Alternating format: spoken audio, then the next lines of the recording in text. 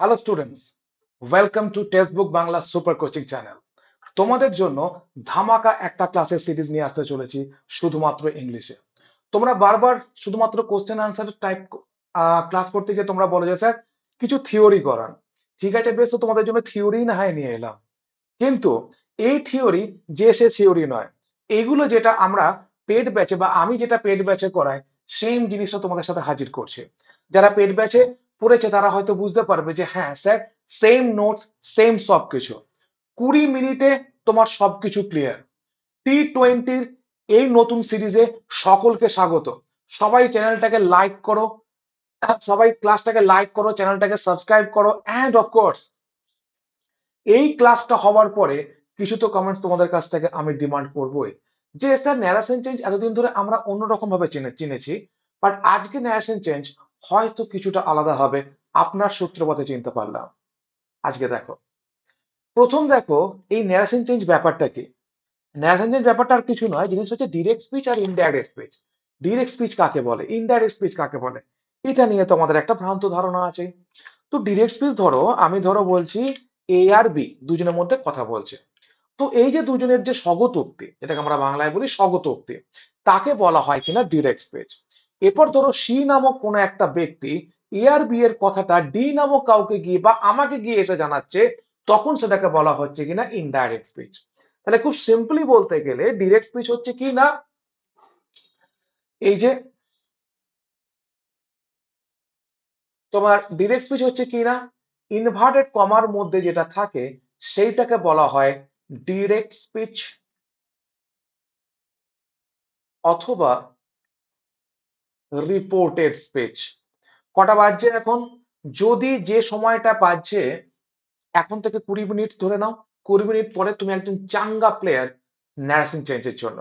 ঠিক আছে, তাহলে এটা হচ্ছে কিনা ডিরেক্ট স্পিচ, আর এটা হচ্ছে কিনা, তাহলে ডিরেক্ট স্পিচ বা রিপোর্টেড স্পিচ আমরা একই জিনিসকে বলি। তোর একটা সেন্টেন্স পড়ছি, এখানে বলছে reporting the message of the speaker in exact words spoken by him, সেটা হচ্ছে ডিরেক্ট স্পিচ। ইনডাইরেক্ট স্পিচ কোনটা না, reporting the message of the speaker in our own words, সেটা হচ্ছে কিনা ইনডাইরেক্ট স্পিচ। বলছে Bina said to me I am busy now, তাহলে এটা হচ্ছে কি না ডিরেক্ট স্পিচ অথবা রিপোর্টেড স্পিচ। আর এই যে পুরো জিনিসটা যেটা তুমি ব্যক্ত করলে, এইটাকে বলা হয় ইনডাইরেক্ট স্পিচ। এইটাকেই বলা হয় কিনা ইনডাইরেক্ট স্পিচ। এরপর ধরো এখানে কি লিখলাম, সেড টু, তাহলে এই সেড টুটাকে আমি কি বলবো না, রিপোর্টিং ভার্ব। এই কটা জিনিস আমি মনে রাখতে পারবো তো, কোনটা ডিরেক্ট স্পিচ, কোনটা ইনডাইরেক্ট স্পিচ, কোনটা রিপোর্টিং ভার্ব, এই তিনটে মনে থাকলেই খেলা শেষ। আমরা নিশ্চয়ই বুঝতে পারবো যে ন্যারেশন চেঞ্জ কি হতে চলেছে। নেক্সট দেখো, এই যে এত বড় ন্যারেশন চেঞ্জ সকলের মধ্যে একটাই কনফিউশন সৃষ্টি করে, একটার পর একটা, একটার পর একটা স্টেপ বাই স্টেপ আমরা শেখার ফলে আমরা না সব কটা জিনিসকে অ্যাকুমুলেট করতে পারি না। মনে হয় যে ওটা তখন পড়ে এসেছি, এটা এখন পড়ে এসেছি, এর সঙ্গে এর সম্পর্ক কি আছে, ওর সঙ্গে ওর সম্পর্ক কি আছে। বাদ দাও, 5 স্টেপস ফর্মুলা ইজ হাজির হ্যাঁ তোমাদের সামনে। সেটা হচ্ছে যে we have to follow the 5 steps formula. What is 5 steps formula?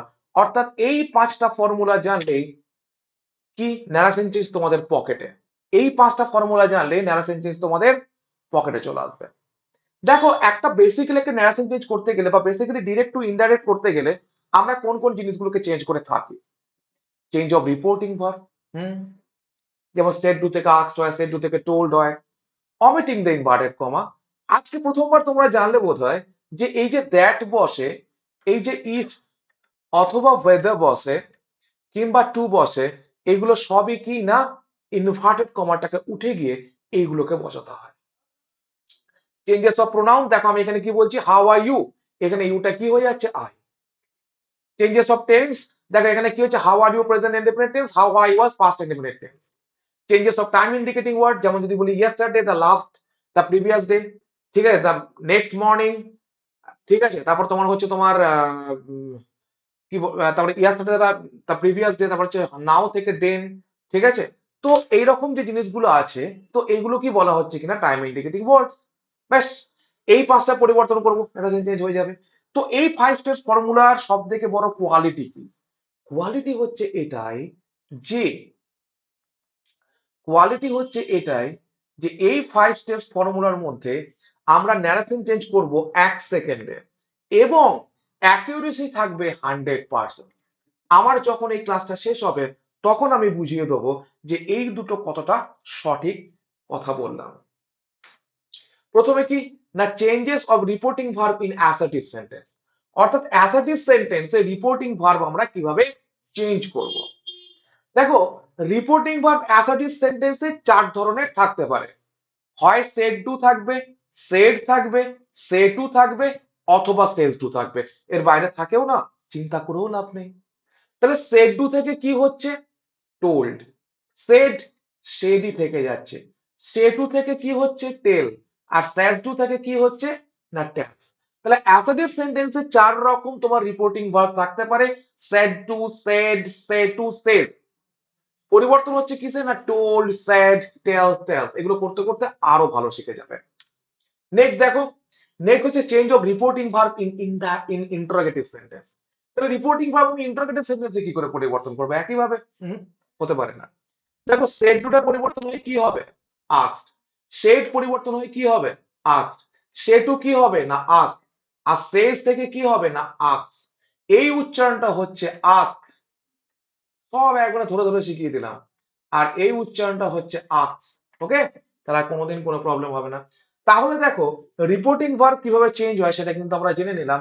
মানে 5 স্টেপস ফর্মুলার একটা ফর্মুলা কমপ্লিট। 2 নাম্বার দেখো, অমিটিং ইনভার্টেড কমা, অর্থাৎ ইনভার্টেড কমাটাকে অমিট করব আমরা কিভাবে। বলছে in assertive sentence inverted comma is replaced by that. কোনো ঝামেলা নেই আমাদের। বলছি যদি অ্যাসার্টিভ সেন্টেন্স হয় আমরা অ্যাসার্টিভ, ইন্টারোগেটিভ, অপটেটিভ, এক্সক্লেমেটরি বুঝবো কি করে। এই যে ইনভার্টেড কমার মধ্যে যে অংশটা আছে সেখানে যদি জিজ্ঞাসা চিহ্ন থাকে ইন্টারোগেটিভ, ফুল স্টপ থাকলে অ্যাসার্টিভ। সেটা যদি মনে করো কাউকে বলে যে কোনো ভার্ব দিয়ে শুরু হয় তাহলে সেটা ইম্পারেটিভ। কোনো আদেশ অনুরোধ করলে, তারপর তোমার ধরো কোনো আশীর্বাদ করলে বা প্রে করলে সেটা হচ্ছে কিনা অপটেটিভ, এক্সক্লেমেটরি, এরকম টাইপের আছে। তো এরপরে ব্যাপার হচ্ছে যে শুধুমাত্র এই ডিরেক্ট স্পিচটাকে দেখেই আমরা বুঝতে পারি যেটা কোন সেন্টেন্সে আছে। তাহলে অ্যাসার্টিভ সেন্টেন্স যদি হয় তাহলে ইনভার্টেড কমা উঠে গিয়ে কি বসবে, দ্যাট বসবে। বলছে ইন্টারোগেটিভ সেন্টেন্স, ইন্টারোগেটিভ সেন্টেন্সে কি হবে না, is, ever, was, were, do, does, did, have, has, had, যত রকমের অক্সিলারি ভার্ব আছে এইগুলো থাকলে শুধুমাত্র এদের পরিবর্তে ইনভার্টেড কমা উঠিয়ে আমাকে ইফ অথবা ওয়েদার নিয়ে আসতে হবে। আর যদি এরা না থাকে, না থাকলে সিম্পলি থাকবে হু, হুম, হুজ, হোয়াট, হাউ, হুইচ, এইগুলো থাকবে। এটাকে আমার বলা হয় WH ওয়ার্ড। এই ওয়ার্ড গুলো থাকলে কি করবে না, ডিরেক্ট ওটাকেই বসিয়ে দেবে, তখন ওটাই তোমার কনজাংশন হিসেবে কাজ করবে। ওটাই তোমার কনজাংশন হিসেবে কাজ করবে। তাহলে 5 স্টেপস ফর্মুলার 2 number formula complete. 3 number formula, changes of pronoun. এটাকে আরেকটু ইলাবোরেটলি আমি বোঝাবো। দেখো, আমি এখানে একটা ফর্মুলা লিখছি, যে ফর্মুলাটার নাম হচ্ছে কি না সান, SON। এস মানে হচ্ছে কি না সাবজেক্ট, ও মানে কি হচ্ছে না অবজেক্ট, এন মানে কি হচ্ছে না নো চেঞ্জ। বোঝা গেল না, বুঝতে পারলে না? বুঝবে। সাবজেক্টের ক্ষেত্রে লিখলাম আমি ফার্স্ট পার্সন, অবজেক্টের ক্ষেত্রে লিখলাম সেকেন্ড পার্সন, আর এন এর ক্ষেত্রে লিখলাম থার্ড পার্সন। এখনো কিছু বোঝোনি, কাহিনী বাকি আছে। ধরো এবার আমি কিছু ন্যারেশন লিখছি। He said to me, comma quotation, I am happy. সবাই হ্যাপি থাকুক, আমরা হ্যাপি থাকি। He said to me you will like ইট।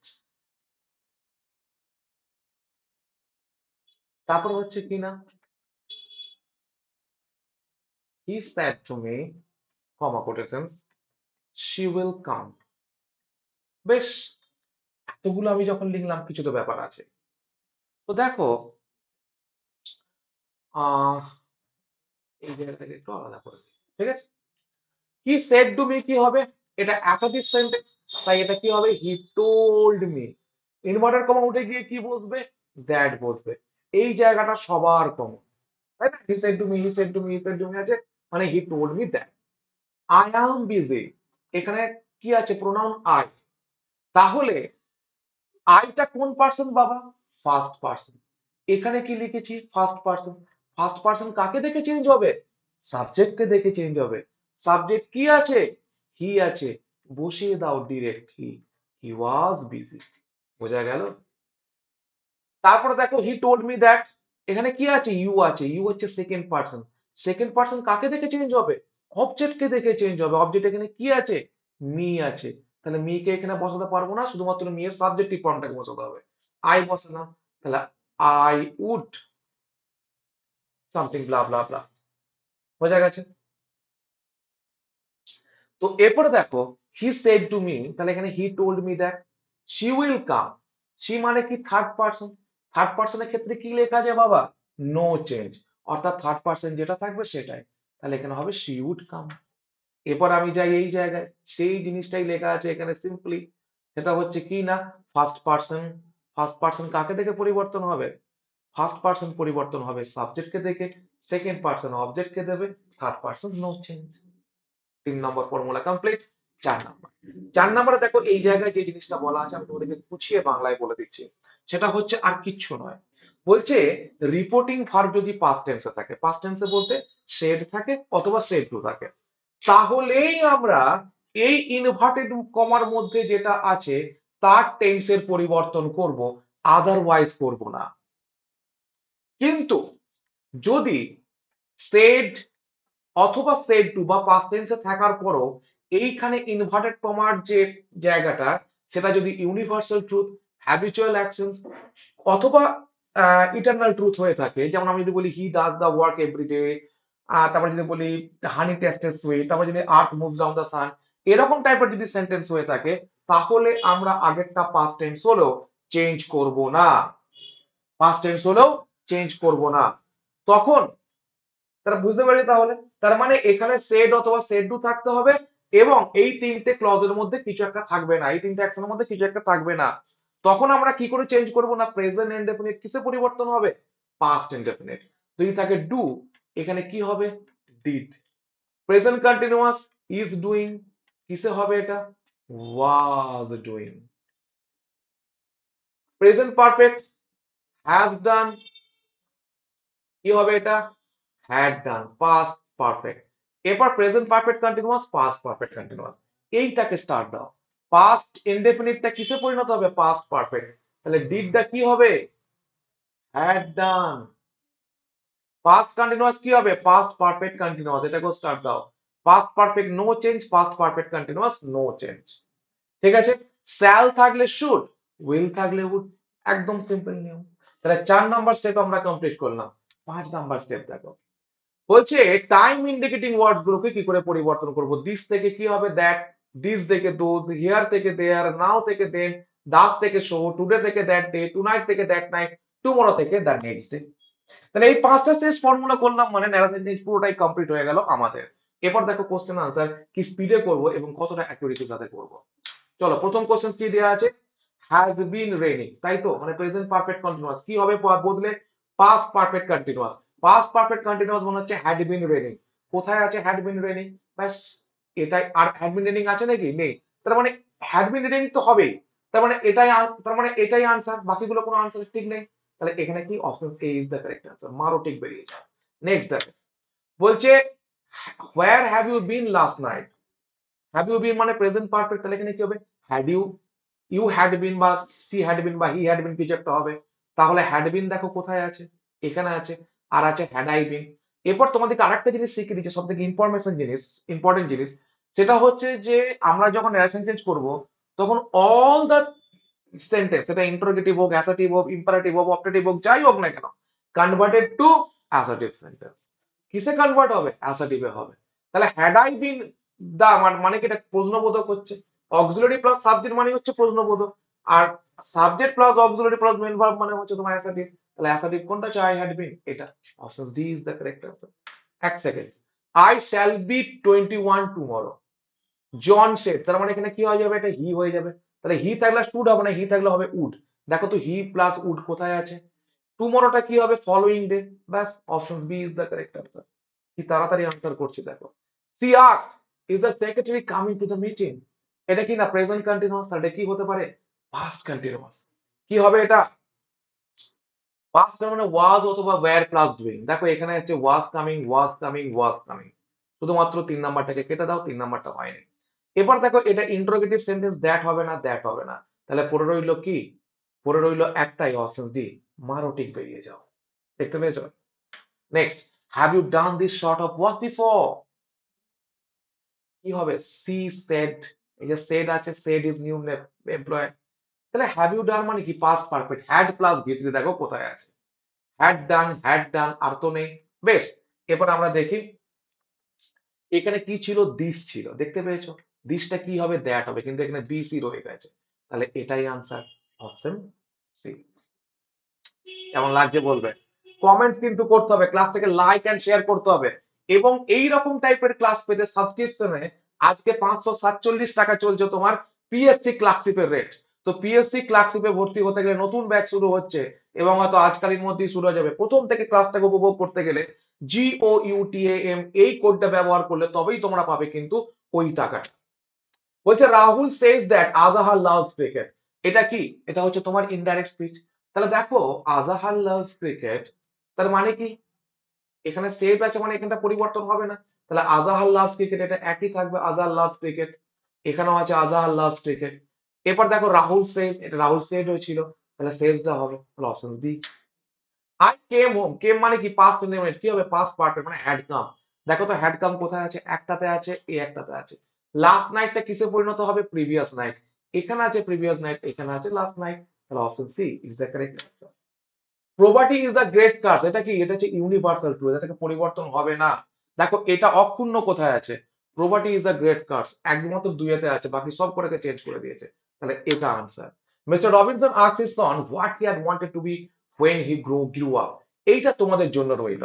তোমরা কমেন্ট সেকশনে আনসার করবে যে কেমন লাগলো তোমাদের এই 5 স্টেপস ফর্মুলা ন্যারেশন টেন্স, আর কেমন লাগছে তোমাদের T20 সিরিজ। আজকের ক্লাস এই পর্যন্তই। Thank you so much for watching the sessions. সব থেকে বড় কথা কি? ক্লাসটাকে লাইক করো, শেয়ার করো এবং চ্যানেলটাকে সাবস্ক্রাইব করো। Thank you so much for watching the session.